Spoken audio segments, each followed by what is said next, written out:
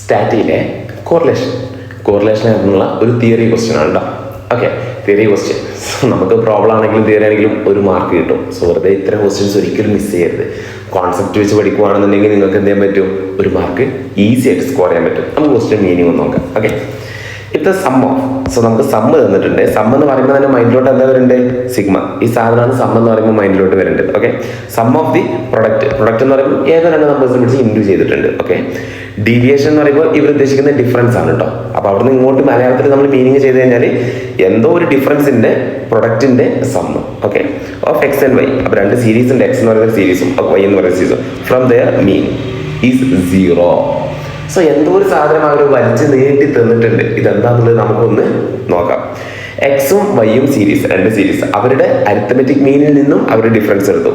X minus X bar ഉണ്ടാവും, Y minus Y bar ഉണ്ടാവും.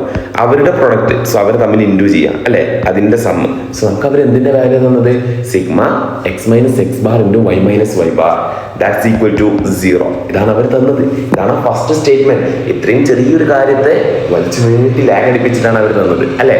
Okay, then the coefficient of correlation. എന്നിട്ട് എന്നോട് അവർ കാണാൻ പറഞ്ഞു ആറിന്റെ വാല്യൂ എന്താണെന്നുള്ളത് നമ്മൾ കണ്ടുപിടിച്ചോളൂ. ഓക്കെ, സോ ആറിന്റെ വാല്യൂ കാണാൻ നമ്മൾ പഠിച്ചൊരു equation, covariance X Y divided by standard deviation of X into standard deviation of Y.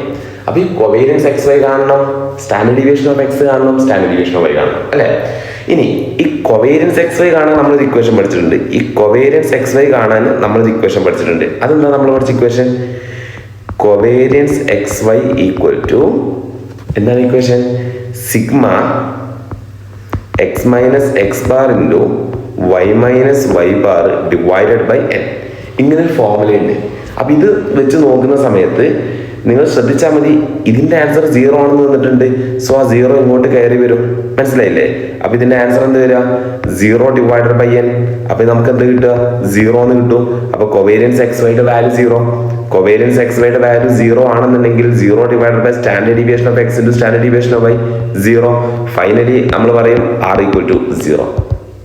കാര്യം മനസ്സിലായില്ലേ, r ഈക്വൽ ടു 0. ഇത്രയേ ഉള്ളൂ. സോ അവർ തന്ന മെത്തേഡ് നോക്കുക, പ്രാക്ടിക്കലി കണക്ട് ചെയ്യാൻ പറ്റുന്ന തിയറി ബേസ്ഡ് ക്വസ്റ്റ്യൻ എന്ന് നമ്മൾ പറയാം. ഓക്കെ, അവരെങ്ങനെ തന്നിട്ടുള്ളത്, കൊവേരിയൻസ് എക്സ് വൈയുടെ വാല്യൂ ഡയറക്റ്റ് തന്നോ, ഇല്ല. കൊവേരിയൻസ് എക്സ് വൈയുടെ ന്യൂമറേറ്ററിന് അവർ 0 ആണെന്ന് പറഞ്ഞു.